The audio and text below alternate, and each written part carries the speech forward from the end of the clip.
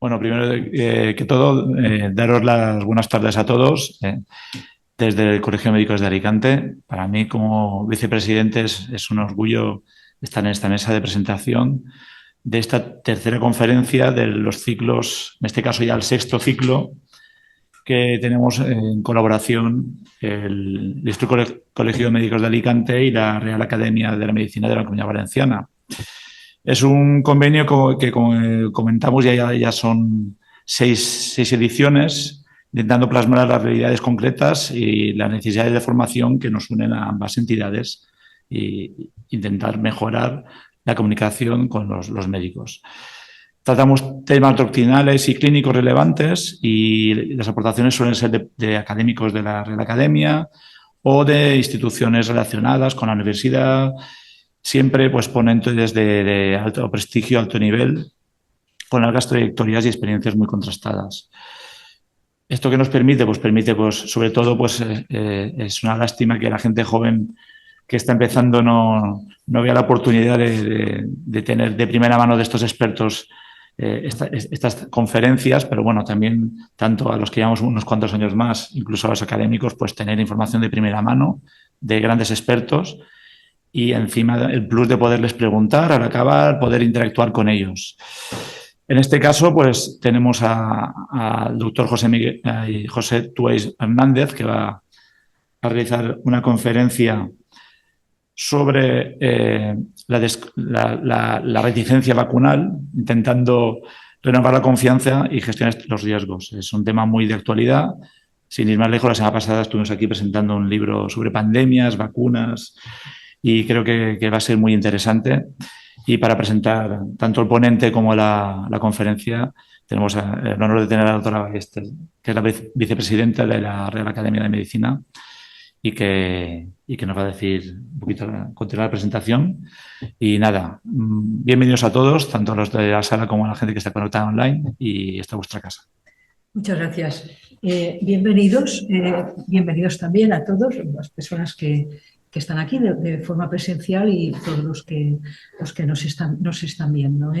En nombre de la presidenta de la Real Academia, a la que represento, bueno, pues eso, un placer volver a estar aquí, continuar, lo ha explicado muy bien el vicepresidente del colegio, ¿no? El sentido, el objetivo de estas conferencias que llevan ya una trayectoria pues muy interesante, y la verdad es que efectivamente desde ambas instituciones este aspecto formativo es absolutamente fundamental a todos los niveles, a niveles de gente recién, es decir, primeros años del BIE, también estudiantes de último año de las carreras, que también nos siguen muchas veces, y por supuesto a todo tipo digamos, de profesionales interesados en la variedad de temas que, como ha comentado muy bien, damos por expertos, y en todas y cada una de las áreas, y digamos a un nivel digamos, bueno, pues de una comunicación pues muy fluida, etcétera, ¿no? Entonces, me queda por presentar a José Vicente Tuéis Hernández, ¿no? Él es catedrático de Medicina Preventiva y Salud Pública, lo ha sido durante varios años en la Universidad de Alicante y en este momento en la Universidad CEU Cardenal Herrera, ¿no? Es una persona, digamos, desde el punto de vista como académico, dentro de las Reales Academias, pertenece a 3 de ellas como académico correspondiente. En los 3 casos, digamos, el haber accedido como académico correspondiente se debió a la obtención de premios, es decir, que digamos que llevan inscritos, llevan ligados a la concesión de premios el nombramiento de académicos correspondientes. De ese modo lo es de la Real Academia Nacional de Medicina de Madrid, de la Real Academia de Medicina de la Comunidad Valenciana, la nuestra, y también de la de Murcia. Por otro lado, me gustaría destacar, digamos, su papel de experto en el sentido más noble y más amplio del término, en vacunología en general y en vacunología social en particular. Él ha ocupado varios puestos en la administración autonómica como funcionario de la Consellería de Sanidad. Entre otras cosas, por ejemplo, fue director del Centro de Información y Prevención del SIDA, el jefe de servicio del Centro de Vacunación Internacional de Alicante, después como facultativo especialista en medicina preventiva en el Hospital Universitario del Vinalopó, jefe de servicio de medicina preventiva y consultor senior en investigación y medicina preventiva. No voy a alargar demasiado esta presentación porque lo importante es que lo hablemos a él, pero sí comentar que es miembro de varios grupos de investigación de sociedades científicas, entre ellas, pues, obviamente, la Sociedad Española de Vacunología. Y luego pertenece tanto al FISABIO como al ISABIAL, en distintos grupos, dentro del grupo de enfermedades infecciosas y el grupo de vacunas, ¿no? Por tanto, esas dos entidades que dentro de nuestra comunidad autónoma tienen este papel tan relevante y tan transversal, ¿no? Bien, por otro lado, desde el punto de vista de su investigación, bueno, pues, en fin, ya he dicho que pertenece a diversas sociedades científicas. No sé si tengo aquí todas, pero bueno, no es necesario, tanto a nivel nacional como internacional. Por ejemplo, en el caso de a nivel nacional, tuvimos ocasión de trabajar conjuntamente en un proyecto de investigación nacional coordinado con 5 universidades españolas y la Universidad de Coimbra en torno al tema de la poliomielitis. Vamos, fue la verdad un placer trabajar con él, trabaja muy bien y yo creo que tuvimos pues 3 proyectos sucesivos y fue interesante. Pero en el caso de él, por otro lado, pues ha trabajado a nivel de grupos internacionales. Por ejemplo, el grupo de investigación, yo creo que es de la Universidad de Toulouse, que se llama Société Pouvoir Acteur. Y también dentro de la Comisión Europea hay un grupo de investigación que es el European Joint Action on Vaccination, es decir, como siempre, digamos, relacionado, digamos, siempre con su trayectoria, que es muy coherente dentro del mundo de la vacunología. Y bueno, no quiero alargar más la presentación, únicamente pues darle la palabra. Bueno, en primer lugar, José, creo que no te he saludado directamente, lo hago ahora mismo. ¿Qué tal? Buenas tardes. Buenas tardes. Cuando quieras tienes la palabra. Vale, pues buenas tardes a todos, a las personas que están ahí, a los que nos pueden estar escuchando. Agradecer tanto al Colegio de Médicos a través de su vicepresidente y a la Academia, de la que me honro en participar como académico correspondiente en nombre de su vicepresidenta, profesora Ballester y amiga desde hace muchos años, pues creo que agradecerles permitirme estar este rato con ustedes, disculparme por hacerlo por esta vía de streaming, ha sido un poco obligado por las circunstancias, y voy a proceder a conectar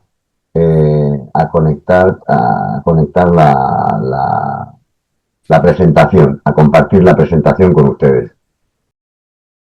Como bien ha dicho la profesora Ballester, pues soy académico desde hace muchos años y últimamente catedrático en la Universidad CEU Cardenal Herrera, y luego pues he pertenecido a distintos grupos de investigación, y teníamos una cátedra institucional que se llamaba Cátedra Balmi de Vacunología, que quizás podamos seguir continuando dentro de poco, no está claro todavía, pero quizás sea posible. Pero bueno, hemos venido a hablar de la reticencia vacunal, ¿no?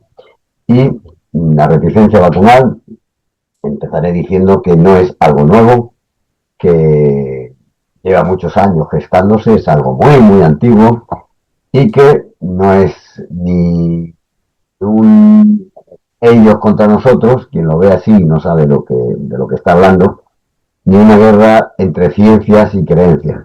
ha habido un mantra que se ha repetido mucho, mucho, mucho, por parte de los más fanáticos dentro de lo que es la campo de la vacunología, que es, el mantra es, se trata de ciencia, no de creencia, se trata de ciencia, no de creencia. Muchos de estos personas, usadores de ese mantra, olvidan que el señor que se ve aquí, que es Edward Jenner, aquí está con uno de sus libros, donde está una vaca, que es precisamente la vaca que se ve aquí, que es Blossom, una vaca donde él hizo una práctica, Jenner, de manera empírica, basado en creencias, en observaciones que se habían hecho, imaginó lo que luego iba a ser toda la vacunología, ¿no? Entonces, hay que ser cuidadoso cuando se dice mantras tan facilones como se trata de ciencia, no de creencia y demás, porque se muestra la ignorancia, ¿no? Y, bueno, la reticencia, por otro lado, es un desafío humano, social, y sobre todo es un asunto de comunicación, comunicacional. Entonces vamos a intentar ver cómo es el fenómeno, entender un poco sus razones y a ver si hay fórmulas, hay ejemplos, o vamos a ver qué ejemplos hay para reconstruir la confianza en los lugares donde se ha perdido o gestionar los riesgos de una manera más o menos efectiva. Viendo esta imagen, ustedes se sorprenderán de que yo les ponga ahora esta. Bueno, y dirán, pero ¿de qué nos quiere hablar ahora este hombre? Pues quiero hablarle de mitología griega. ¿Y por qué? Porque son las 6:15 de la tarde y es buena hora para hablar de mitología griega. Todo tiene su aquel. Esta señora que se ve aquí es Pasífae, una señora que era un poco hechicera y que era hija de este señor que está aquí abajo, que es Helios, el dios del sol. Pasífae estaba casada con Minos de Creta. Minos de Creta, el rey de Creta. Que el rey de Creta, pues, bueno, era un rey que, en fin, que le gustaba, quería asegurarse el poder, y un día le hizo a Poseidón, este señor que hay aquí, le hizo una promesa, le dijo, con tal de que me mantengas rey, te haré una promesa.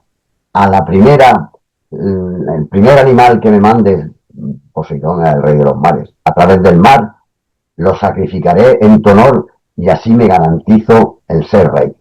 Bueno, Poseidón le dijo, vale, allá va. Y le mandó esta vaca que ven ustedes aquí, que era una vaca blanca, preciosa, una vaca muy chula. Entonces, y Poseidón esperaba que Minos sacrificase a la vaca. Entonces,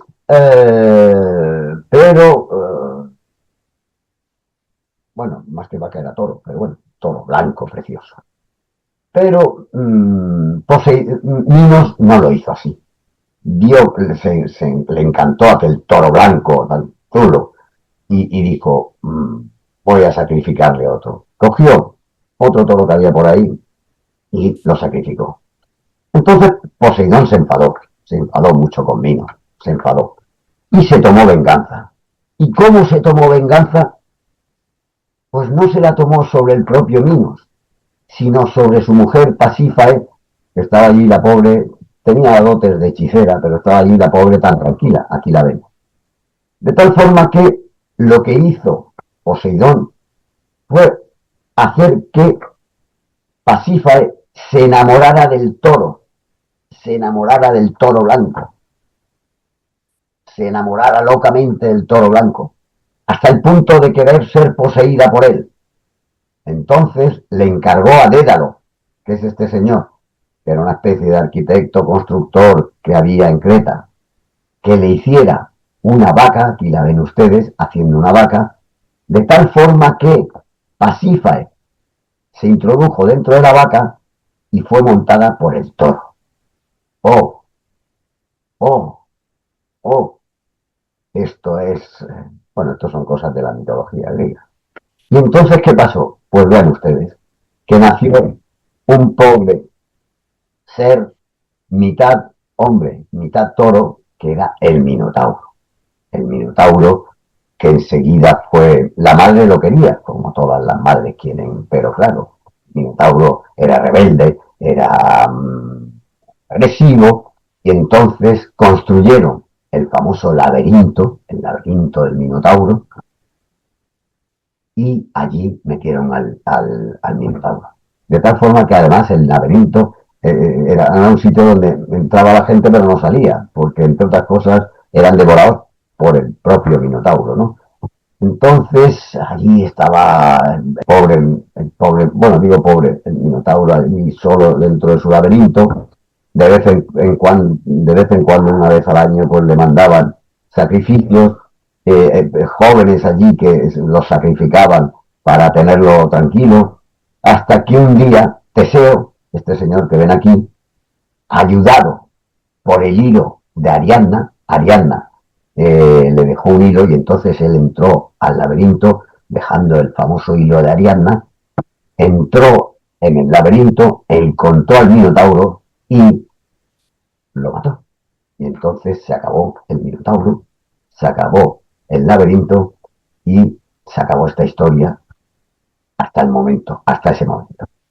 Esa historia, ustedes se preguntarán qué tiene que ver con las vacunas. ¿Qué tiene que ver con las vacunas? ¿De qué nos está hablando este? Que nos cuenta una historia de mitología griega, se tira casi 5 minutos contándonos una historia griega. Pues muy sencillo, muy sencillo. Tiene que ver con esto. Nada más Jenner poner a disposición de la gente lo que había descubierto, que era un elemento que inoculando de las vacas con cowpox, es decir, viruela de las vacas, inoculándolo a las personas, se protegían, quedaban protegidas estas personas contra la viruela humana, porque el virus cowpox, es decir, viruela de las vacas, era, digamos que, primo del smallpox, que era el virus de la viruela humana, pues uno protegía frente al otro. Entonces, de las vacas, de la creencia que había en Gloucestershire, que era donde él vivía, condado, que decían las personas que están o han tenido contacto con la viruela de las vacas ya no padecen la viruela humana. Pues él entonces cogió de esa creencia empíricamente, dedujo que quizá si no, se inoculase a las personas la viruela de las vacas quedarían protegidas frente a la viruela humana. Y eso es el descubrimiento. Pero esto enseguida tuvo sus reticentes detractores o enemigos. Esto es un ejemplo de ellos. William Rowling, este señor, que dice, la inoculación de la viruela de las vacas no es segura. Y no es segura. Y fíjense ustedes las imágenes de las personas que son inoculadas como salen medio minotauras, ¿no? Miren ustedes cómo nacen los niños como pequeños toritos, ¿no? Esto se llamó la minotaurización o minotauritazione, que decían los italianos, o la minotaurización que se dijo en España, y esto desde entonces se decía que era inducir en los humanos enfermedades de naturaleza bovina, es decir, que los humanos iban a parecerse a las vacas o tener enfermedades propias de las vacas. Fíjense ustedes que esto pasa viviendo Jenner, en el mismo momento que Jenner, es decir, enemigos y detractores hay desde el primer momento. Vean ustedes cómo la minotaurización, este es Benjamin Mosley, que es otro de los enemigos de la vacunación. Vean ustedes cómo se fomenta las imágenes. Aquí están las Jenner vacunando y están saliendo de las personas, ven ustedes aquí, vacas de los cuerpos de las personas minotaurizadas, por ejemplo. Aquí ven otro ejemplo, cómo se alimentan, las vacas se alimentan de esas personas. Es decir, esto, e incluso esto es el George Cruikshank, que es un famoso dibujante de la época, por cierto, amigo y dibujante de algunos de los libros de Dickens, que escribe dedicado a la asociación generiana de la gente, de los que se dedican al cowpox, a trabajar, al cowpox. Y aquí vean cómo ponen al vacas como unas diosas que van, en fin, todo un panegírico hablando de que hay que tener sentido común, hay que fiarse en la verdad y en la religión y no dejarse llevar por los falsos dioses que quieren adorar a las vacas. Esto pasa en los mismos tiempos que vive con Jenner todavía vivo. Pues desde entonces ha habido de todo, movimientos contra la vacunación, movimientos de rechazo a la vacuna y actualmente se vive y se habla de la duda o reticencia a la vacuna. Que hace unos 10 años la OMS definió como el retraso en la aceptación o el rechazo de vacunas a pesar de su disponibilidad. Es decir, tengo vacunas, pero tengo vacunas contra esto y lo otro, pero bueno, ya me la pondré. Bueno, en estos momentos no tengo. No es un fenómeno muy complejo. No es un rechazo de no porque no. Es un continuum. La gente no es igual para todas las vacunas, es para algunas más que para otras. Depende del tipo de personas, del lugar, de la propia vacuna. Y está influido por algunas circunstancias que son la confianza, si tengo o no confianza, ahora veremos en qué, la percepción del riesgo, es decir, esa enfermedad merece la pena estar asustado por ella o no, o el acceso, ahora veremos lo que es. Eh, Aunque ahora se habla de reticencia vacunal, esto desde los años 80 empezó a llamarse la aceptación de las vacunas. Primero se llamó aceptación, acceptance, después se llamó acceptability, aceptabilidad, después durante unos cuantos años se llamó willingness to, o sea, predisposición a vacunarse, y ahora se llama ya como más todo el mundo, todavía se sigue manteniendo el término de aceptabilidad, pero ahora se usa más la vaccine hesitancy, que en español nos ha dado por aceptar la palabra reticencia, aunque tenemos una magnífica palabra que traduce perfectamente lo que es hesitancy, que es hesitación, palabra que no usamos porque no queremos. Preferimos utilizar reticencia o duda en lugar de hesitación.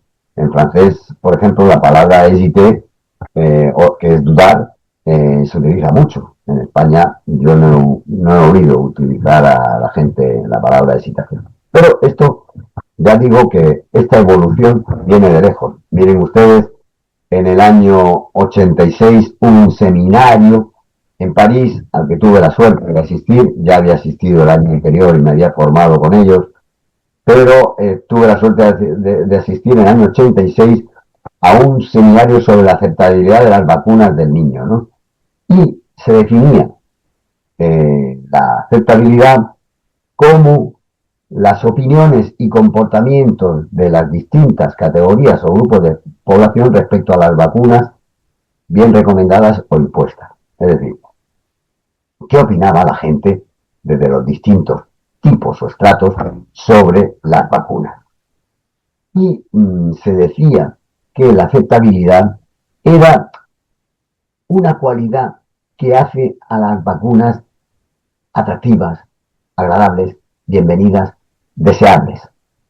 Y se decía que la aceptabilidad se definía como la probabilidad de que una vacuna sea utilizada en una población definida. Es decir, ¿será aceptable esta vacuna o no lo será?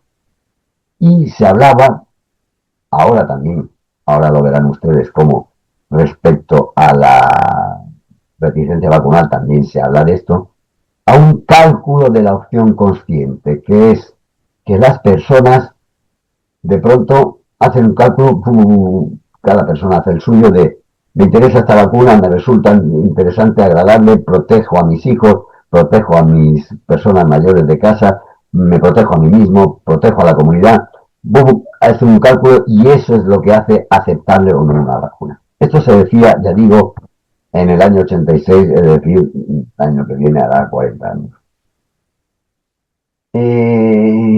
Actualmente, ya actualmente, por lo que decíamos de ciencia versus creencias, ¿no? Hemos dicho que es una relación donde lo más importante es la confianza. Miren, el ébola, que hubo un interesante brote en el año 2019, fueron equipos internacionales con datos sólidos a vacunar. Pero la población local no confiaba en ellos. Entonces decidieron cambiar la relación y entonces incorporaron a líderes locales, a pescadores, maestras, jefes de barrio, con lo cual cambió absolutamente la relación. Y las personas y decidieron vacunarse. Creció la vacunación gracias a haber incorporado a personas de allí. ¿Había cambiado la evidencia? No. La vacuna funcionaba igual, pero sí que había cambiado el quién te hablaba de la vacuna, la relación de quién te la cuenta. Y esto pasó hace 5 o 6 años, en el 19 ya les digo. Y cómo he puesto al final, en la parte de abajo de algunas diapositivas, he puesto referencias geográficas por si que tienen que ver con lo que comento antes, ¿no? Pero por si puede ser interesante. Bueno, pues esto es un ejemplo de cómo se puede establecer solo cambiando la relación de las personas que te lo cuentan y que no sean extranjeros o personas que imponen las cosas, sino los tuyos, los que te hablan de eso, cómo aumenta la vacunación. Así ha ocurrido y ya, como les digo, recientemente, a unos 10 años, se estableció lo que se ha llamado el modelo 3Cs de la OMS para la reticencia vacunal.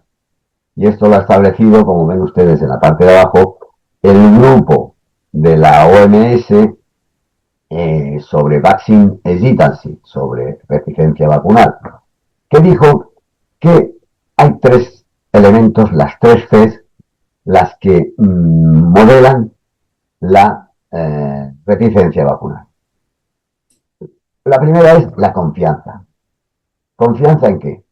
Pues en la seguridad de la vacuna, en la efectividad que tú percibes de la vacuna, en lo que tú en lo que tú confías en tus instituciones, tu gobierno, la industria, en lo que tú confías en los proveedores de atención médica y las políticas de vacunación, en definitiva, en la confianza en el sistema de salud.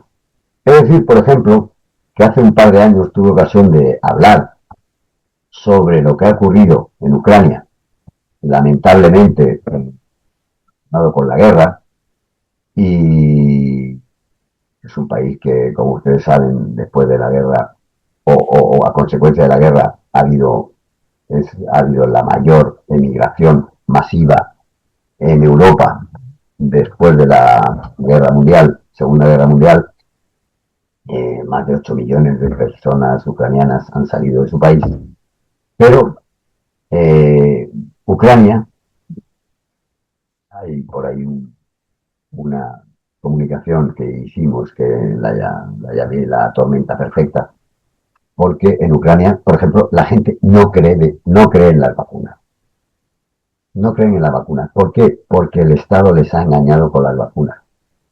Porque los sanitarios que llevan las vacunas han descubierto que que muchos estaban, en fin, corruptos y había problemas de corrupción. Entonces, esto ha hecho que los ucranianos no crean en sus instituciones, no crean en los proveedores de vacunas, no crean en las políticas de vacunación. Y entonces, pues no tienen confianza. Lo digo como un ejemplo que conozco, porque lo he estudiado, y es un ejemplo que viene muy bien porque todavía, en fin, como ustedes bien saben, seguimos con la guerra ucraniana. Otra C es la complacencia. Es decir, bueno, esta enfermedad pues, tampoco es prioritaria, tampoco es tan grave, tampoco tienes una baja percepción del riesgo de esa enfermedad. Bueno, tampoco es tan grave. Y luego está la conveniencia, es decir, uy, qué lejos está, uy, qué horario tiene, uy, qué... Claro, aquí estamos acostumbrados a tenerlo todo y tenerlo todo cerca, porque somos una sociedad rica y pues tenemos un centro de salud humano, siempre, y tenemos cierta facilidad para acceder a los servicios de vacunación. Pero en algunos, eso es, entonces, alguien cuando tú comentas esto en España, dices, bueno, tampoco es para tanto, ¿no? Porque tienes algún sitio, pero claro, eso nos pasa a nosotros que estamos acostumbrados a mirarnos el ombligo, ¿no? Y creernos el centro del mundo, ¿no? En muchísimos países, eh, para algunas personas la vacunación hacerse vacunar es casi un acto heroico, ¿no?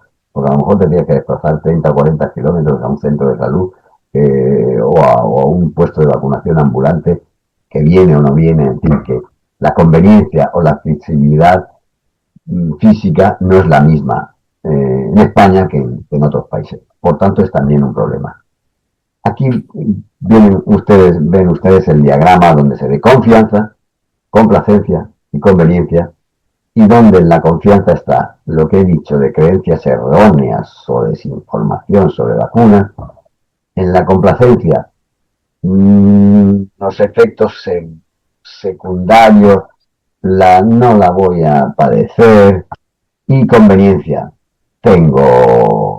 no tengo prisa, lo dejo para la semana que viene, no, después lo dejo para vacaciones y vacunamos a los niños después de vacaciones.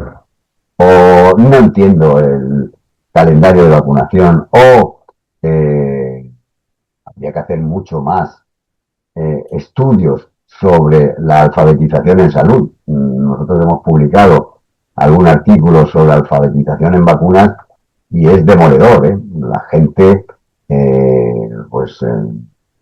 cuesta trabajo conocer, interpretar qué es el calendario de vacunación. Entonces, ¿esto nos preocupa? No. ¿Por qué? Porque, bueno, nos vamos poniendo dosis y lo que quiere el Estado es sumar y sumar y sumar dosis para sumar y hacer grandes coberturas de vacunación. Al Estado le interesa cubrir el porcentaje de coberturas vacunales alcanzadas y que sean por encima del 90%.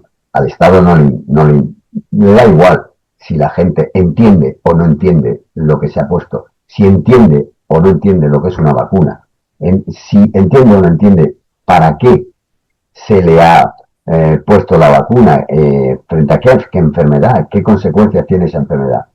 ¿Por qué no le importa al Estado? Porque no le interesa esto en realidad, quiero decir, es salir en las estadísticas mundiales o de la OMS como uno de los países con más cobertura vacunal, y con eso lo hemos hecho todo, ¿no? Claro, al Estado le interesa sumar porcentajes de cobertura, pero no sumar aceptabilidad, sumar, eliminar reticencia vacunal.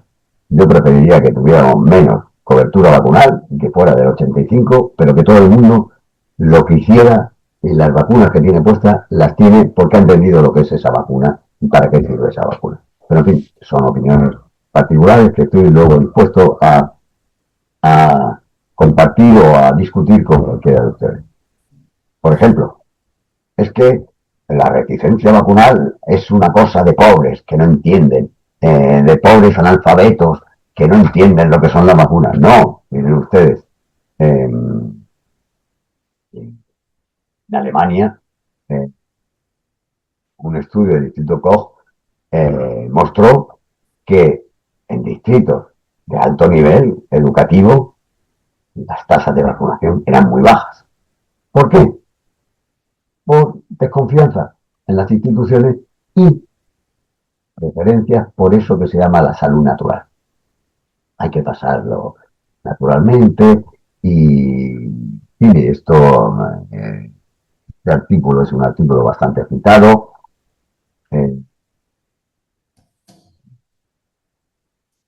Y es muy importante porque dice que a más alta educación, más alta reticencia había en Alemania, y estoy hablando de hace nada. Es decir, que no se trata solo de una cosa de gente culta o no culta, leída, menos leída, más alfabeta, menos... No se trata solo de eso. Hay veces que de pronto pues surge una corriente de vamos a pasar las enfermedades de manera natural y quienes más siguen esa corriente son las personas que tienen el más alto nivel educativo.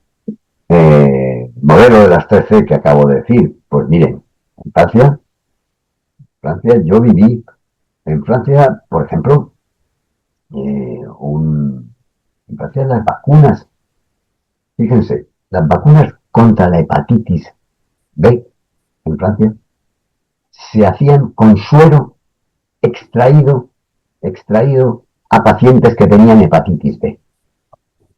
Eran vacunas plasmáticas. Estoy hablando de las primeras vacunas, allá por los años 80 y tantos. Y, bueno, pues esas vacunas se extraía de pacientes con hepatitis B de su plasma, eso se llaman vacunas plasmáticas. Se extraía suero y se hacían vacunas, las primeras vacunas contra la hepatitis B. Pero, ¿qué pasó? Gran sorpresa. Resulta que coincide la producción de esa vacuna con el nacimiento, la explosión de alguna manera del VIH. ¿Qué pasa? Que muchas personas incluso personas que tenían hepatitis B también, o la tenían por la hepatitis B por haber quizá la forma de contagiarse de hepatitis B por intercambio de jeringuillas, por haber intercambiado en jeringuillas con alguna persona, serían usuarios de drogas por vía parenteral que no solo habían adquirido la hepatitis B, sino el VIH. ¿Qué pasó entonces? Que hubo un gran escándalo en Francia de rechazo a la vacuna contra la hepatitis B, porque claro, era una vacuna que y se dejaron de fabricar y se prohibió que se fabricaran y hubo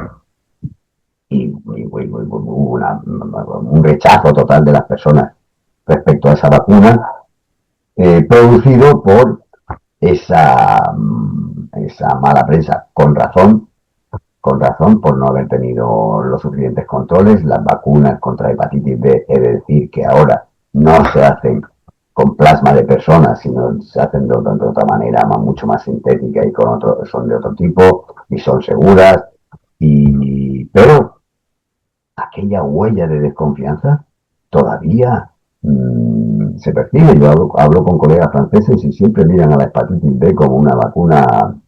En España, por ejemplo, complacencia. ¿Para qué nos vamos a vacunar de sarampión? Si ya no existe.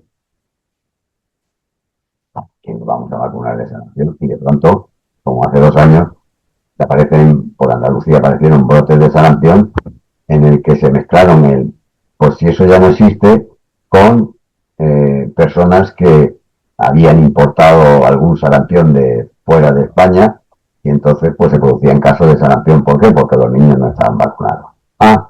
Pero si ya no existe, pero en fin, ya les digo que en España no hay casos de sarampión y que en un hospital, cuando hay ¿qué les digo yo? En un hospital, en La Vila, que la tengo ahí enfrente, la Vila, la Familiera, un caso de sarampión, van compañeros o pediatras o residentes de pediatría de todos los hospitales del contorno para ver lo que es un caso de sarampión, no sé si es raro ahora, ¿no? Yo me acuerdo que en el año 87, Día Mundial de la Salud, 7 de abril, hicieron un pequeño recorte en el que yo decía, hay 500.000 de casos de sarampión cada año en España, ¿no? Ahora los casos son poquísimos. ¿Poquísimos como para no vacunarse? No. ¿Está o se puede eliminar el sarampión? Sí. ¿Se va a eliminar? No. ¿Por qué? Precisamente por la complacencia. Porque siempre estaremos no absolutamente vacunados y bueno, pues se pueden controlar los brotes, sí, se pueden controlar. ¿Se puede eliminar el sarampión? Difícil, está difícil. Y luego la conveniencia.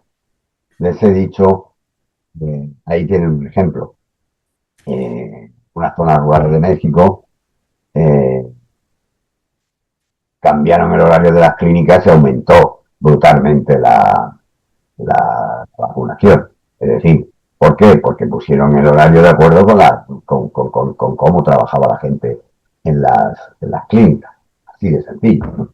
Es decir, que no en el campo, si te ponen la vacunación a las 12 de la mañana, pues no llevas a tu hijo a vacunar. Si te ponen la vacunación a las 6 de la tarde, que ya has venido de las faenas agrícolas, pues entonces vas y lo llevas a vacunar.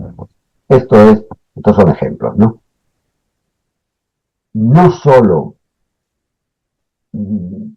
está el ejemplo de las 3 Cs, sino que es confianza, complacencia y limitaciones, sino que se añadió 2 años, 3 años después, se añadieron 2 modelos más, dos Cs más. El cálculo racional, que recuerdan ustedes, el cálculo racional es lo que ya se decía, que lo puse en aquella diapositiva anterior, donde se veían a los niños, donde se decía el cálculo de la opción consciente, que es cuando tú calculas y dices, esto me beneficia o no, o sí o no, esto va a ser bueno para mí, para mis hijos, para la comunidad y demás. Bueno, introdujeron la calculation, el cálculo y la responsabilidad colectiva. Es decir, con esto voy a contribuir a que circulen menos o se transmita menos una enfermedad. Eso es la quinta C, Collective Responsibility. Aquí la tienen. Cálculo racional de riesgos es ¿qué implica un poco? Pues que tú te tomes el tiempo para evaluar, para deliberar y ver la información que hay sobre los beneficios y los riesgos, ¿no? Y luego la responsabilidad colectiva, que es lo que les he dicho, la voluntad de proteger a otros mediante la vacunación. Un poco, esto se ha llamado también el altruismo, esto es algo que funciona y estos son factores psicológicos que se añadieron al modelo de las 3 Cs. Este modelo se añadieron a las 3 Cs, estos 2 Cs más, y yo creo que tiene que ver de responsabilidad colectiva con algo como acabo de decir que se ha llamado el altruismo. Aquí lo tienen entonces. Hay personas que esto es fluctuante, miren ustedes. Se produce un retraso porque a veces acepto algunas vacunas, las acepto todas, rechazo algunas, las rechazo todas. Esto es fluctuante. Esto no es una persona puede estar en un momento de su vida aquí, en otro momento de su vida aquí y en otro momento de su vida aquí. Va oscilando en un proceso, ¿no? no, la persona reticente puede además ser reticente a una vacuna u a otra, algún tipo de vacuna. No es negacionismo. Aquí en España te llaman antivacunas por cualquier cosa, ¿no? ¿Por qué? Porque hay unos popes, o en fin, influencers que dictan la norma y que hablan como si fueran el oráculo de Delfos, ¿no? Y dicen, se trata de ciencia, no de creencia. Hay que ponerse todas las vacunas, porque todas las... lo que usted quiera. Pero dígamelo y convénzame. Si no me convence y no me persuade, me está usted predicando en el desierto. Y no soy un negacionista, no soy un ignorante, pero usted explíquemelo bien. Entonces, por eso, cuando alguna persona con cierta formación es un poco reticente, entonces eres más enemigo todavía, que te conviertes en más enemigo todavía. No, simplemente todas estas cosas se pueden hablar, se pueden conocer, se pueden compartir y ahora vamos a ver las formas de limarlas algunas. Aquí tienen ustedes confianza, responsabilidad colectiva, limitaciones o constraints, cálculo y complacencia y confianza. Aquí lo tienen. Bien, ¿cómo desmontamos los mitos? ¿Cómo desmontamos los mitos? En primer lugar, miren, hay algunos factores que son los factores cognitivos. Es decir, las personas no calculan los riesgos como lo hace un epidemiólogo. Así, a las personas lo hace desde las entrañas, desde dentro, ¿no? Entonces, yo no, ¿y qué me está contando este? Si a mi vecina le pasó esto, o qué le está contando, qué me está diciendo este, por muy epidemiólogo, que el riesgo es tanto, si le pasó a mi vecina, o a mi hija, o a mi sobrina, es decir, entonces nuestro cerebro prioriza el riesgo de una forma inmediata y visible, y digo sí o digo no de una forma. Por eso se le llaman elementos cognitivos. Y una cosa que funciona mucho es, si se nos queda grabada como un meme una historia negativa, por eso lo recordamos mucho más, o si a nuestro querido sobrino le pasó algo negativo, lo recordamos mucho más eso que 100.000 cosas más positivas que tenga la tal o cual vacuna, ¿no? Es decir, esos son los factores cognitivos. Ejemplos. Pues miren, hubo un vídeo que tuvo millones de visualizaciones en el año 21 y esa imagen, además tenía que ver con una vacuna contra la COVID precisamente, y para muchas personas esa imagen pesó más que las millones de dosis aplicadas sin incidentes, ¿no? Es decir, hay veces que eso se vuelve viral. El sesgo de disponibilidad, el verlo tan de cerca, ¿no? O hay algo que se llama también el sesgo de omisión, que es yo me voy a arriesgar. ¿Por qué? Porque no estoy seguro de si esa vacuna, y entonces, pues, el efecto adverso de la vacuna me va a molestar un poco. Entonces, prefiero no vacunar a mi hija y que pase la enfermedad antes que vacunarse. Eso es lo que se llama arriesgarse al virus. Esto también se ha hecho, ¿no? Y es lo que se llama el sesgo de omisión. Esto va contra los factores cognitivos que se llaman, ¿no? Hay otros factores que son emocionales. El miedo se contagia, las narrativas antivacunas apelan a emociones directamente. Proteja a tus hijos, lleva cuidado, fíjate lo que ha pasado con el sistema de salud. Recuerden esto, el miedo es contagioso y las narrativas antivacunas son y saben tocar muy bien las emociones profundas. Y esas emociones profundas tienen que ver directamente con la protección de tus hijos, directamente con la autonomía, directamente con la injusticia. Fíjate lo que ha pasado, lo que ha ocurrido. Ejemplos. Pues en Italia hubo grupos que conectaban con testimonios de madres que estaban desinformadas, pero que estas historias conectaban emocionalmente, madres muy quejosas, e hicieron que de lo de proteger a mis hijos y tuvo un éxito tremendo, ¿no? Contra las vacunaciones, porque conectaban emocionalmente aquellos vídeos que se hicieron con testimonios de las madres. En Canadá, por ejemplo, un estudio dijo que las madres que habían tenido partos traumáticos o tratos bruscos en los hospitales tenían menor adherencia al calendario de vacunación infantil. Entonces, esto convencía a algunas personas de que de algo que no tiene nada que ver, porque ¿qué tendrá que ver la reticencia con no tenía que ver con las vacunas, eran pues emociones previas, que era pues haber tenido un parto o haber tenido una mala experiencia en el hospital, ¿no? Pues eso conllevaba una menor adherencia al calendario de vacunación infantil.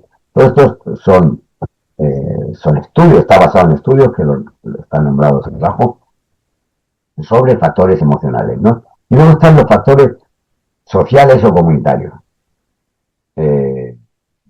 Por ejemplo, la confianza no está en las instituciones, está en las relaciones, Entonces, lo que decía antes, el rol de los pares, los líderes locales, los grupos identitarios, es muy importante.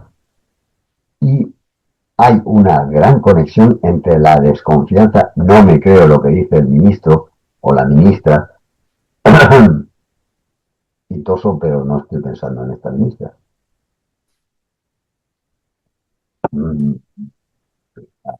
Estoy bien.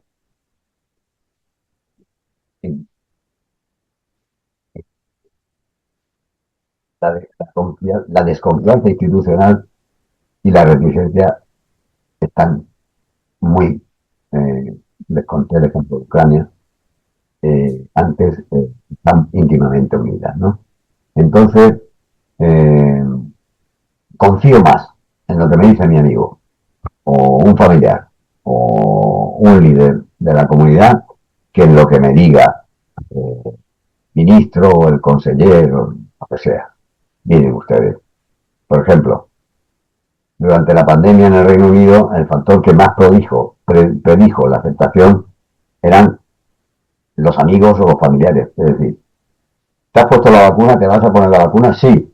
¿Por qué? Porque se la ha puesto mi madre, mi tía, mi hermano, mis amigos. Eso hacía más por la vacunación frente a la COVID que los expertos, que saben ustedes que en España cada vez que que ocurre algo, surgen los expertos, brotan los expertos en ese algo, ¿no? Ha habido expertos en España en volcanes, en desastres públicos, en acciones, en fin, y en vacunas también, ¿no? Y en la COVID había expertos en pandemias que de pronto surgían y era curioso escucharlos o verlos, ¿no? Bueno, pues esa influencia no hacía que las personas se vacunaran más.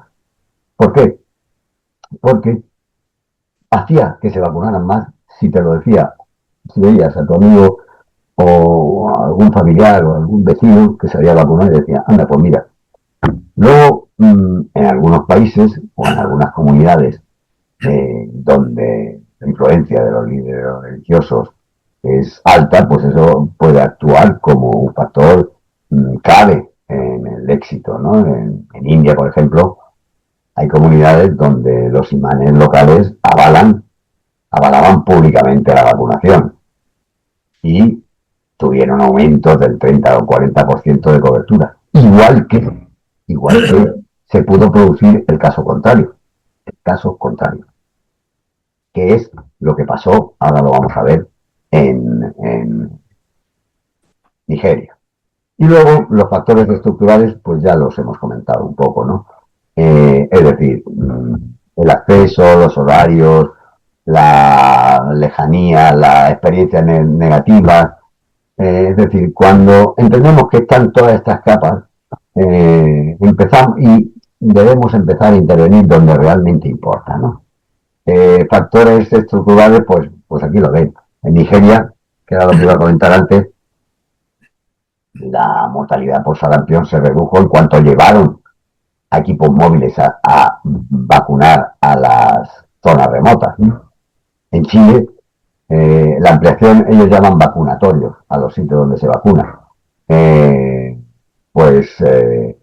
Hicieron sesiones de vacunación nocturnas a las que iban los trabajadores y eso aumentó la vacunación, es decir, se redujeron las barreras del horario, ¿no? Pues acabamos esta primera parte con entendiendo que la reticencia tiene múltiples capas, por eso está la cebolla ahí, que por cierto me he enterado que las cebollas tienen 7 u 8 capas. Al poner la imagen de la cebolla, yo nunca se me había ocurrido contar cuántas capas tiene una cebolla. Y hay que dejar las recetas simplistas y empezar a intervenir donde realmente opera la reticencia, duda o excitación, que es lo cognitivo, lo emocional, lo social y lo estructural.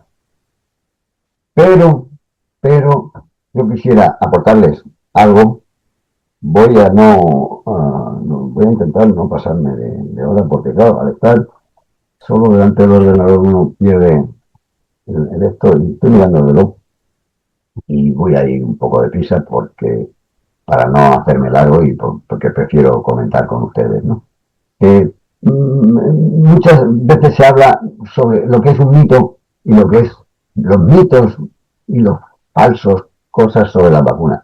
Mire, esto es algo que tengo por publicar, que no he publicado aún, pero que les quiero dar como primicia, ¿no? ¿Qué es la diferencia entre rumor y mito? ¿Existe diferencia o es lo mismo? No es lo mismo. Muchas veces se habla, ¿cuáles son los mitos y las verdades sobre las vacunas? Y ven ustedes aquí cosas de las vacunas provocan enfermedades, las vacunas han desarrollado que se desarrollan en poco tiempo, no son efectivas, en fin. ¿Cuál es la diferencia? Mire, este es Voltaire. Y Voltaire, en una de sus cartas filosóficas, dijo, se dice en voz baja en la Europa cristiana que los ingleses son locos y fanáticos. Locos porque inoculan a sus hijos la viruela para que contraigan esa enfermedad. Y luego dice, los ingleses por su parte dicen, los otros europeos son cobardes y desnaturalizados. Cobardes porque teman hacer sufrir un poco a sus hijos. Se dice en voz baja, es un rumor. Y lo que aquí criticaba Voltaire era que los ingleses ya habían aceptado la inoculación, que es algo anterior a la vacunación, lo habían aceptado y que el resto de Europa le estaba costando, especialmente a Francia, que era de donde era Voltaire, aceptar la inoculación. Entonces se empezó a hablar de rumores. Miren, lo que hemos visto antes, de NDS, un rumor, el rumor de que las lecheras que habían estado expuestas no contraían la viruela humana. Y eso también fue objeto de rumores. Y lo que les he contado del Minotauro. Pero fíjense qué importantes fueron los rumores. Cuando se estaba erradicando del mundo la viruela, los rumores fueron útiles porque en África funcionaban muy bien los rumores. Y entonces, para ver si había aparecido algún caso nuevo, lo que hacían era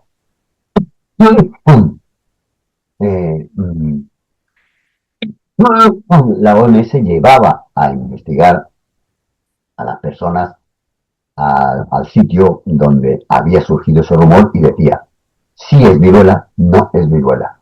Los rumores fueron útiles para eso. ¿Qué es un rumor? Es algo que corre, un dicho que corre, información que se expande es sensacionalista. Oye, que mira, es importante, es verdadero o es falso, da igual, es un rumor que es bulímico, se va autonutriendo y se va expandiendo, que se contagia epidémicamente de manera social, grupal, que hay que verlos donde surgen porque tienen un contexto en cada país, en cada lugar donde surgen, ¿no? Y que hacen un llamamiento a los miedos del individuo. Ahora van a ver algún ejemplo. Y están ligados a una representación colectiva y social que implica dinámicas de cambios de comportamiento. Miren, esto que ven ustedes aquí son rumores. Como ven, casi todos son en los continentes que están en el hemisferio sur. Les pongo este ejemplo, no les pongo más, porque aquí hay ya bastantes ejemplos, ¿no? Algunos tienen que ver con la vacuna del sarampión, otros con la vacuna de la polio, otros con la vacuna del tétano. Y estos rumores que han surgido en estos países decían, nos quieren controlar demográficamente, nos quieren, es decir, nos quieren imponer, van contra nuestra religión. Es decir, esos son rumores que han aparecido en ese periodo, en esos años, en esos países, ¿no? Ejemplo, en esos países, Estados Unidos, Kenia, Turquía, España, rumores sobre teorías conspiratorias respecto a la gripe pandémica, la de 2009. Esto ha empezado allí, en fin. Otra era como empezaron a decir que había aparecido en México, es que quieren hundir al pueblo mexicano. Otro, la vacuna no es buena, pero la han sacado porque quieren distraer a la población sobre la crisis económica que hay. Ojo, que la propia vacuna me han dicho que causa la gripe. Otro, los efectos adversos de la vacuna son peores que pasar la propia gripe. Estos son rumores que aparecieron sobre la gripe pandémica. Rumores sobre la vacuna VPH. Ojo, favorece la promiscuidad y la sexualidad activa. Estos son rumores reales, estos no son ejemplos inventados. En Puerto Rico, la vacuna VPH causa desinhibición sexual. En varios países, causa la muerte en niñas. En países africanos, retira la menstruación. En varios países puede producir muerte súbita, convulsiones. Eso es la vacuna VPH. Y este rumor que les conté antes, que es un rumor aparecido sobre la polio en esta región de Nigeria, en Kano, una región que está al norte de Nigeria, que decía que la vacuna contra la polio dejaba estériles a las niñas. Y entonces ahí no había forma de acabar con la polio. Y hasta que no consiguieron convencer, y fíjense en el mapa de abajo, cómo los casos de polio salvaje se transmitían a los países de al lado. Hasta que consiguieron convencerlos de que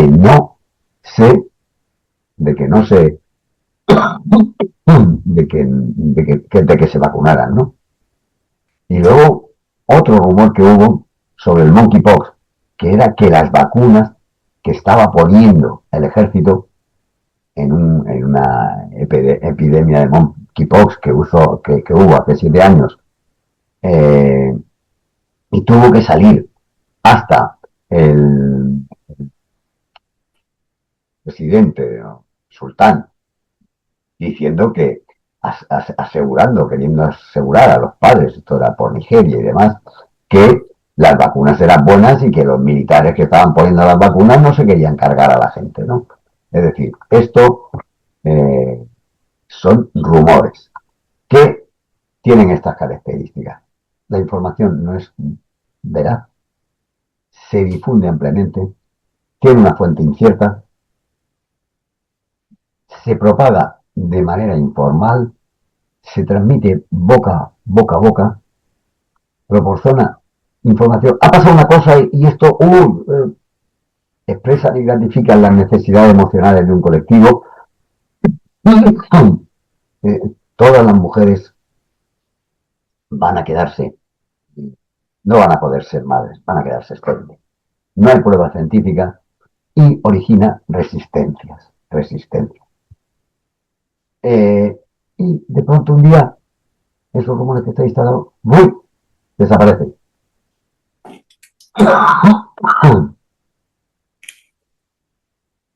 Y ahora vamos a ver lo que son los mitos. Esto es lo que se llama anillo de sinónimos. Lo digo porque los mitos, como ven ustedes, están aquí, son ideas o creencias falsas, pero también existen el término falsa creencia, misinformation, creencia equivocada, percepción errónea, en fin, todo eso son mitos.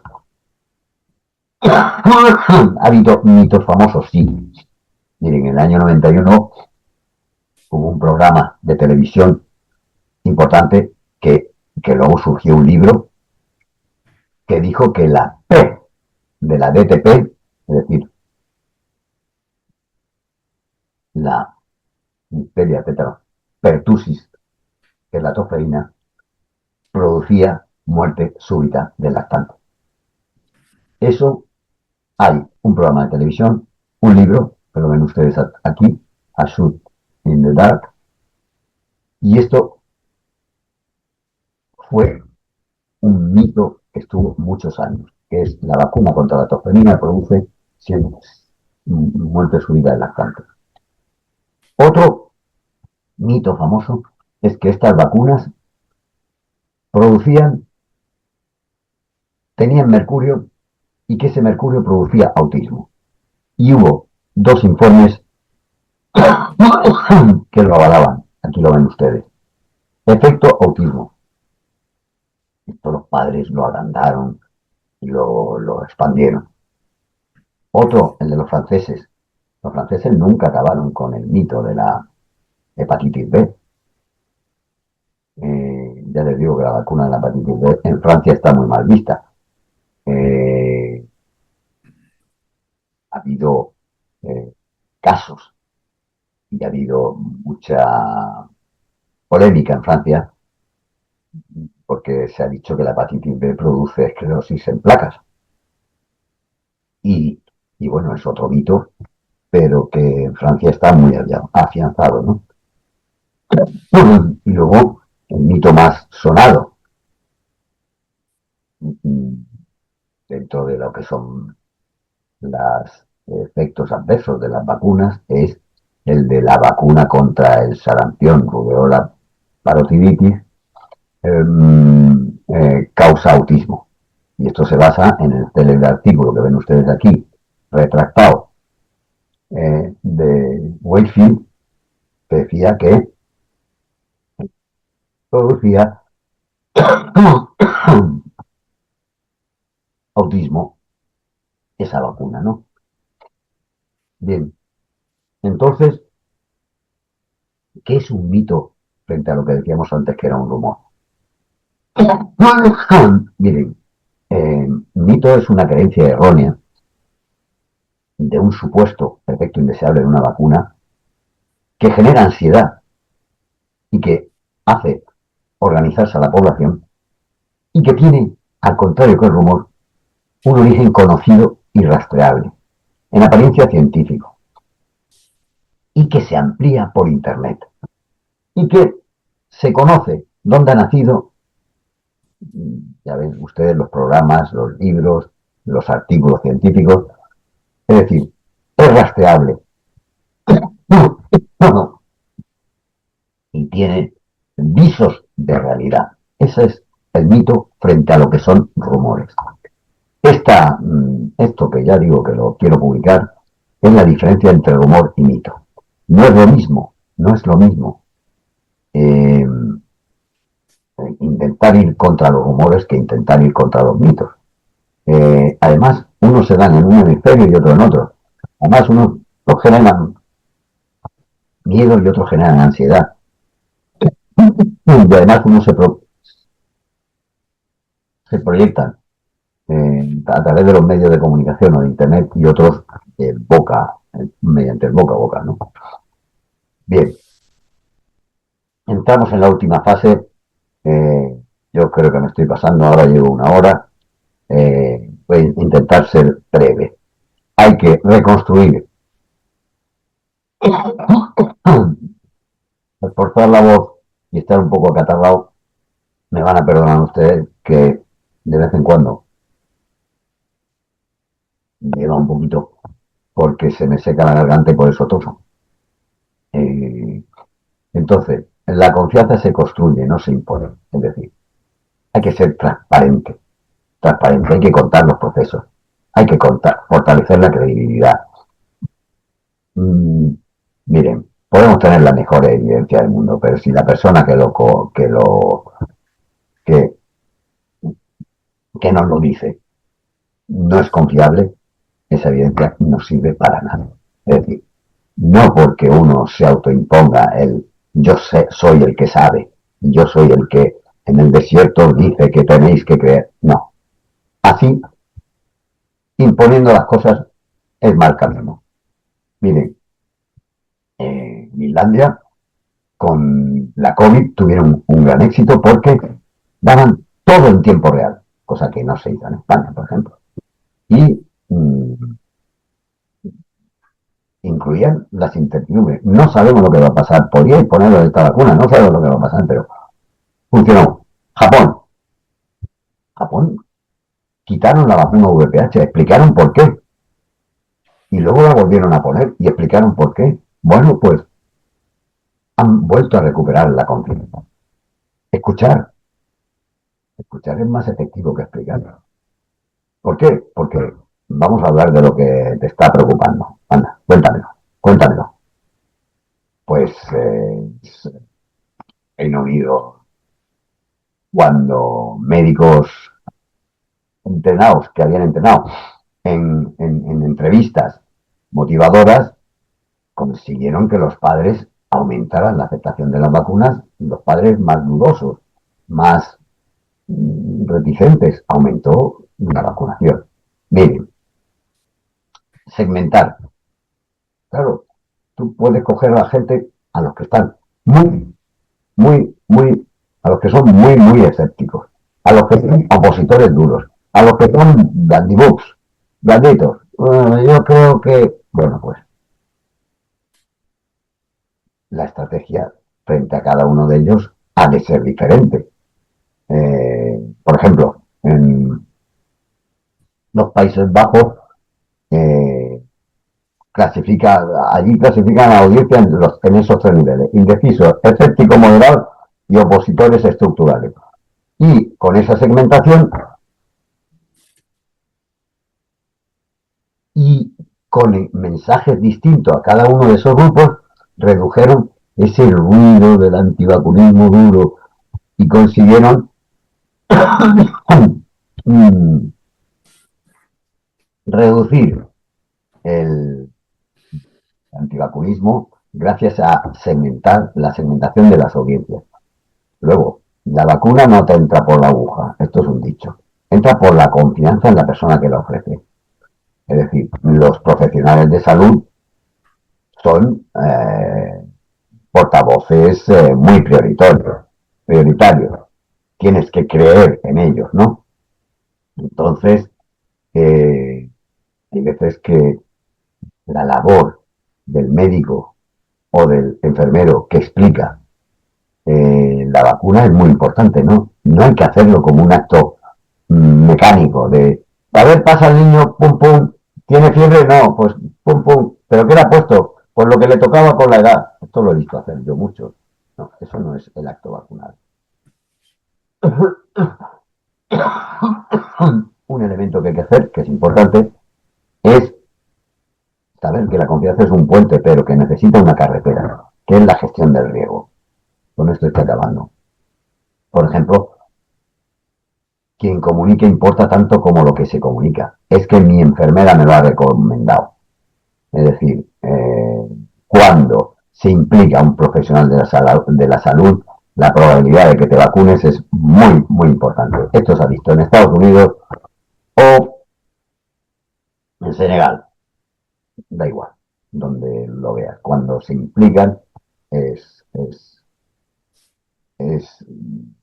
otro elemento importante, comunicar sin alarmar. Una cosa es comunicar y otra meter miedo. Por ejemplo,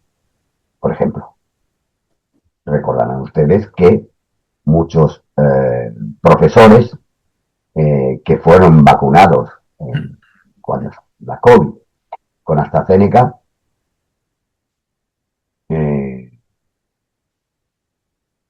durante unos meses la AstraZeneca se suspendió. Bueno, esto hizo que se percibiera que la vacuna no era buena y que la gente no se quisiera vacunar. Bueno, esto fue un error de cómo se percibió el riesgo frente al riesgo real que se pasaba, que no era tanto y que no fue tan importante. Simplemente la vacuna no era tan efectiva, pero no era más riesgosa, más peligrosa. Esto no fue bien explicado, ¿no? Porque hay que evitar mensajes del tipo la vacuna es 100% segura, pónganse la vacuna, no, o usar números absolutos. Hay que comparar el riesgo de manera bien diseñada. Por ejemplo, el riesgo de miocarditis. En España no se ha explicado. En Estados Unidos sí se explicó bien el riesgo de miocarditis frente a las vacunas de la COVID y recuperaron en esa franja de edad de jóvenes de 18 a 25 años, recuperaron la confianza en la vacuna porque lo explicaron. En España eso yo creo que ni se ha explicado, ni ha interesado, ni ha preocupado, ¿no? Luego hay que prepararse ante las crisis. Esto se hace, no. Se hace de maneras bien pensadas, no. ¿Qué quieren que les diga? Pero hubo un ejemplo, por ejemplo, un ejemplo de mala comunicación, una pérdida masiva de confianza en Filipinas cuando cayeron la vacunación por una vacuna con dengue por no explicarla bien. Pero no cayó solo, es el interés por vacunarse de esa vacuna, sino para todos, para un puñado de vacunas más, ¿no? Luego hay que enseñar a reconocer técnicas engañosas, es decir, preparar a la población antes de que llegue la desinformación. Es decir, gestionar el riesgo no es solo informar, es acompañar la incertidumbre. Por ejemplo, hay un proyecto de Google que se llama Jigsaw, que son vídeos muy cortos que te enseñan técnicas manipulativas. Y entonces el resultado es que las personas expuestas vieron que eran significativamente menos vulnerables a la desinformación posterior. Estos son proyectos que han resultado efectivos respecto a la vacunación, lo que se llama el pre-bunking. Bueno, y luego hay intervenciones y soluciones prácticas. Aquí ven ustedes ejemplos, ¿no? Portugal, lesión magnífica, cuando combinaron testimonios reales con datos breves. En Ruanda, cuando con un lenguaje empático aumentaron la asistencia en más del 20%. En Brasil, unidades móviles que aumentaron coberturas en favelas y barrios. Influencers comunitarios en Nueva York, o, en fin, cómo la comunicación empática de los padres reticentes subió un 18% en Canadá, ¿no? Bien, con esto acabo. La vacunación no es solo una estrategia, es un pacto social, un pacto basado en la confianza, en la transparencia, en la capacidad de gestionar colectivamente el riesgo. De construir la reticencia no significa señalar culpables, sino entender para acompañar. Y renovar la confianza no es un desafío técnico, sino profundamente humano. Si logramos fortalecer los vínculos entre ciencia, comunidad y comunicación, avanzaremos hacia una salud pública más resiliente y más justa. Fíjense, los portugueses alcanzaron una de las coberturas más altas del mundo cuando la vacunación fue tratada como un proyecto social compartido. Solo quería acabar con esta, no les voy a molestar más porque ya son 1 hora y 10 minutos. diciéndoles que, en mi opinión, la vacunología es esto.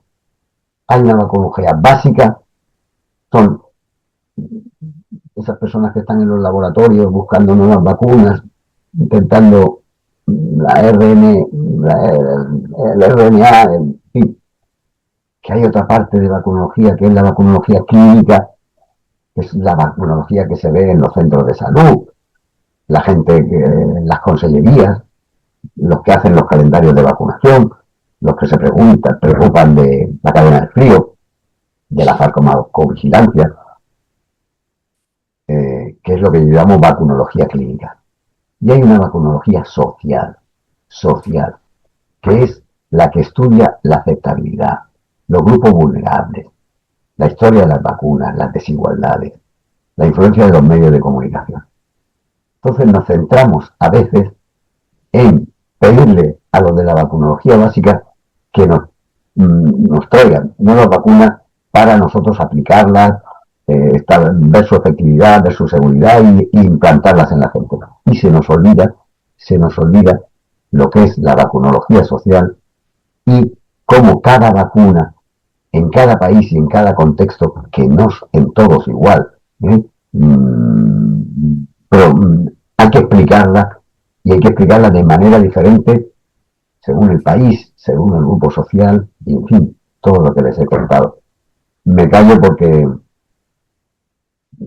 yo creo que ya ha sido bastante el rato y si quieren hacer alguna pregunta estaré encantado de responder.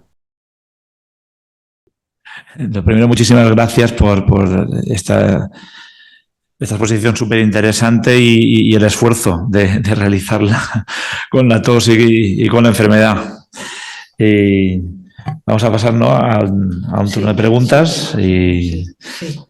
Sí. Bien, por mi parte, bueno, dar las gracias y además, en fin, en la situación que estás, pobre, en fin, pero bueno, que ha sido una intervención absolutamente, no sé, sobre todo la vista de la complejidad, ¿no? De la complejidad del tema, ¿no? Y bueno, pues el abordaje, pues absolutamente amplio del tema. Vamos a ver, se me olvidó antes de empezar, de dar las palabras, claro, a las personas que quieran intervenir, comentar que se me olvidó decir algo importante, y es que el doctor Tuells es el titular de la cátedra de vacunología Dr. Balmis, y por supuesto que la figura de Balmis en la vacunación es uno también de sus líneas de investigación más interesantes. Bueno, pues entonces damos la palabra, ¿no?, a las personas que quieran intervenir, algunos de los que están aquí. Y no sé si tenemos, claro. Yo mientras abrimos, ¿sí? Vamos a ver si... Eso es. Yo sí que tenía algunas preguntas y me gustaría mucho saber su opinión como experto y ver si nos podía dar un poquito de luz. La primera, yo creo que lo ha explicado muy bien, las causas de la reticencia, y lo que quería preguntar es la influencia que cree que ha tenido el desarrollo tan rápido de las vacunas con el COVID de ARN mensajero estos últimos años, sin tener normalmente pues la percepción de que ha pasado todos los procesos de validación de la vacuna. Y yo creo que la población general lo percibe como que hay un riesgo. Yo me gustaría saber su opinión sobre si esto es un mito o es un rumor o hay alguna base y qué tendríamos que hacer para intentar que... Porque claro, al final la percepción de la población general, siendo la gente que es lega, es que están inoculándonos partes genéticas en nuestro organismo. Y yo creo que esto, la percepción que tiene la gente, creo que no ha beneficiado precisamente a la complementación, ha empeorado y hay más reticencia. Me gustaría saber qué opina, si es eso, un mito, un rumor, no hay nada, tenemos que esperar. Es magnífica, su pregunta es magnífica. Mire, yo creo que con la vacuna de la COVID no se ha sabido, es un rumor bastante extendido, pero es un rumor. Le digo por qué. Porque no se sabe dónde ha salido. porque va de boca en boca y Eso. porque circula por ahí y un día cesará de pronto. ¿Por qué se ha producido? Por algo muy sencillo. No se ha explicado bien. No se ha explicado bien cómo, yo lo explico con 2 diapositivas a los alumnos cómo el proceso para que una vacuna se empiece a estudiar hoy y esté la vacuna disponible, el proceso normal son 12 a 15 años. 12 a 15 años. No se ha sabido explicar que en el caso de las vacunas contra la COVID, especialmente las RNA mensajero, el proceso se ha hecho una overlapping, o sea, se han superpuesto las fases de los ensayos clínicos. Entonces, la fase 1, fase 2, fase 3 y fase 4, que se hacían así, fase 1, luego fase 2, luego fase 3, luego fase 4, ahora se han puesto una encima de otra. Con lo cual, en un año han conseguido hacer todas las fases a la vez. Pero es que además los efectos adversos fueron también estudiados en una Rolling Regulatory Review, que es decir, estaban revisando continuamente la posibilidad de efectos secundarios o no. Que aún así se les han escapado algunos, sí. Que aún así puede que haya habido algunos casos de miocarditis, es decir, pero se ha obtenido en un año. Si eso se explica y se explica bien, eso no existiría ese rumor. Pero es que un ítem más. La vacuna, probablemente ustedes y probablemente, o yo puedo hablar por mí mismo, han recibido 2, 3, 4 dosis de vacuna. Yo le pregunto a los alumnos y normalmente me dicen que 2 o 3. Ningún alumno me dice que ha recibido 5 dosis de vacunas, ¿no? Yo sé que ahora mismo se está recomendando, se sigue recomendando cada... yo les digo, ¿ustedes creen que puede decirse a la gente que se vacune contra la gripe y la COVID sin explicar cuántos casos de COVID se están dando ahora mismo? Perfecto. ¿Cuántos casos de COVID se están dando? Antes nos daban el número de casos de COVID al día, a la semana, al mes. ¿Dónde están los datos de COVID? Yo le digo, no hace falta que me los diga. Dígame usted en qué página de la Consellería o del Ministerio encuentro los datos de COVID.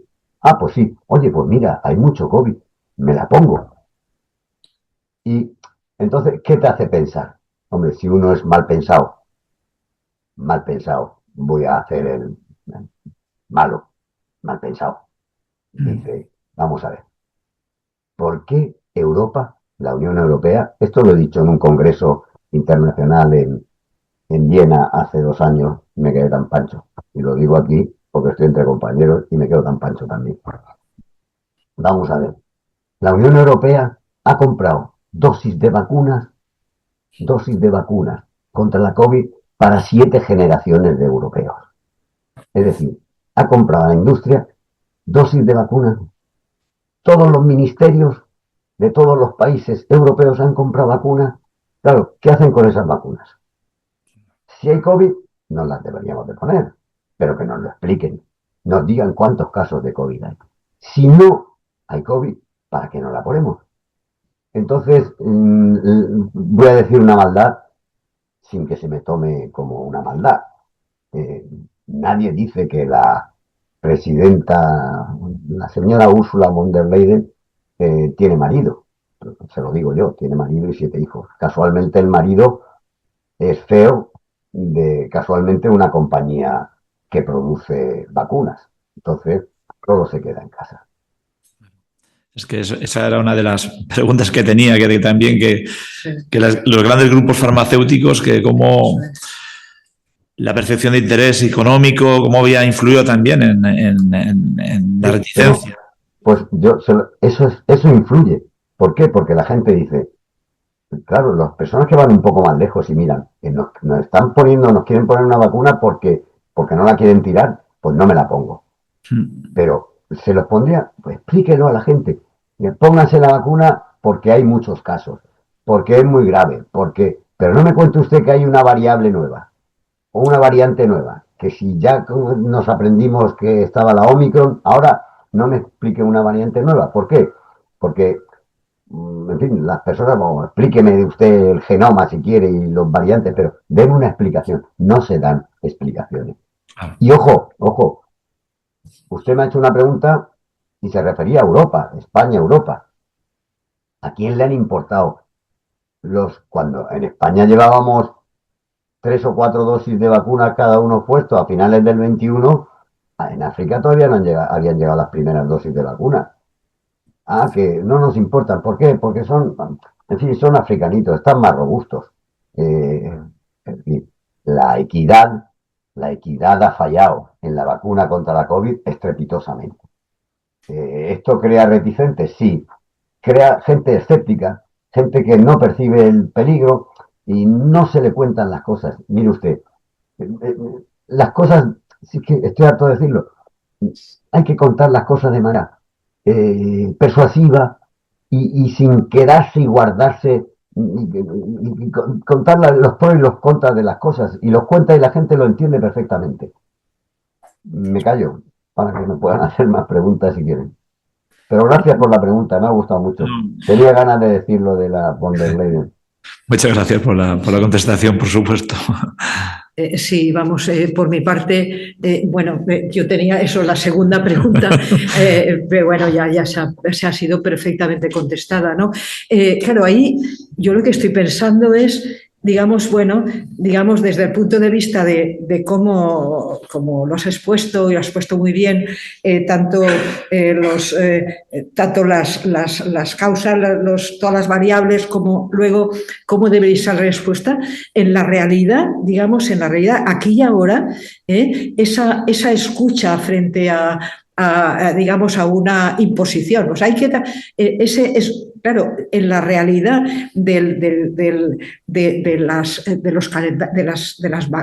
las campañas de vacunación hay tiempo para escuchar al que va a ser vacunado y para, no sé. Es decir, en otros sitios, pues lo que has comentado muy bien, los líderes de todo tipo, religiosos, digamos, de las distintas. Pero claro, por ejemplo, aquí y ahora, ¿no? En el mundo europeo, en el mundo español, ¿no? Digamos, esa forma que has comentado, que yo creo que es un cambio casi cualitativo de escuchar, de saber comunicar. Eso se hace tal y como está estructurada el sistema. ¿Hay tiempo para hacer eso? ¿Cómo lo ves? Yo creo que debe haber, o que vamos, la tendencia es a que en cada centro de salud, en cada hospital, haya una o dos personas, igual que hay un pediatra, pues haya un o una vacunóloga y que se haga vacunación personalizada. ¿Y qué es esto? Pues la consulta de vacunas. Pero no, la consulta de vacunas no es una enfermera que entras, te pone las 2 dosis que te tocan por el calendario y te vas. Y te dice, si fiebre, paracetamol. Es un decir, no estoy haciendo publicidad. No, te escucha. Y lo primero que te hace es lo siguiente. Te dice, ¿qué edad tienes? Y que, imagínense, algo tan sencillo como 3 personas de 40 años, uno pesa 140 kilos, otro pesa 80 y otro pesa 52. Pues, y uno fuma, el otro es hepatítico, el otro. Por el calendario vacunal, por la edad, no te puedes guiar. Pero sí tienes un instrumento que es la serología. Tú pides una serología, que la tienes al día siguiente, y tienes las vacunas, los anticuerpos frente a los que esa persona tiene anticuerpos o no. Entonces ya ahí descartas todas las enfermedades vacunables. Hay gente que se vacuna de hepatitis B 3 veces cuando ha pasado la hepatitis B, o de hepatitis A, me da igual, o de neumococo, me da igual, o de polio, o lo que sea. Esto lo puedes pedir y no es un examen caro.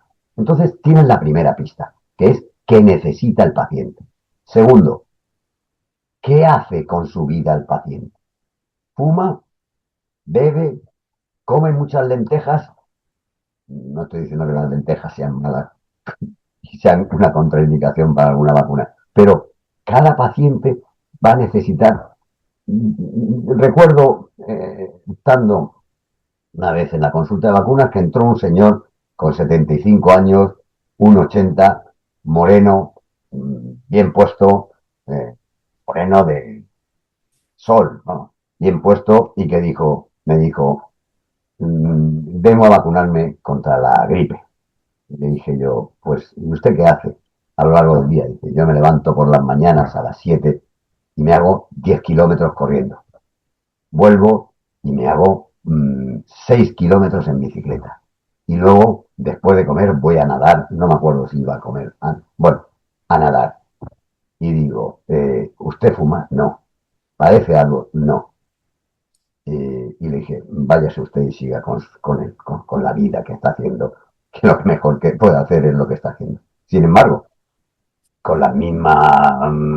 me podía entrar un señor de 40 o 50 años, con 140 kilos de peso, fumador, que a ese señor le indicaba o le prescribía la gripe, el neumococo, en fin, todo lo que tenía a mano disponible, porque era un señor que tenía todos los riesgos. Entonces, se debería de ir a la vacunación personalizada, como una consulta más, que además no hace falta dedicar 1.000 personas a eso.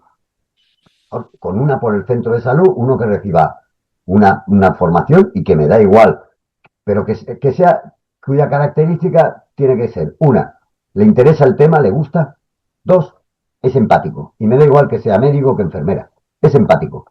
¿Empático qué significa? Pues que tiene gracia para escuchar y para contar. ¿Hay algún test de empatía? Bueno, eso se sabe enseguida quiénes son. Y que esa persona, además de tener una cierta preparación, hable con la gente y haría que se vacunara, que mejorara la aceptación de las vacunas o la aceptabilidad, y yo creo que eso será el camino. ¿Cuándo? Pues cuando les estoy viendo decir que acabamos. ¿Cuándo va a ser posible eso? Pues miren, no lo sé. Y no les digo, pregunten a la ministra, porque no creo que tenga interés la ministra. Yo tengo...